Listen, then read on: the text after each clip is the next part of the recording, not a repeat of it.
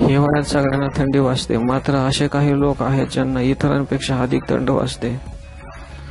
शरीरात vitamin B12 ची कमतरता असेल तर थंडी जास्त जाणवते.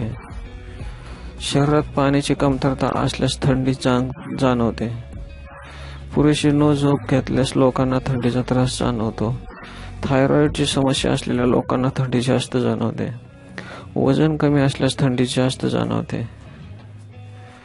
शरीरात योग्य प्रकारे ब्लड सर्क्युलेशन न झाल्याने थंडी जास्त जाणवते. दररोज या 6 गोष्टी करा. जीवनात यश मिळवायचे असल्यास व्यक्तीने त्याच्या लाईफस्टाईलमध्ये बदल करणे महत्त्वाचे आहे.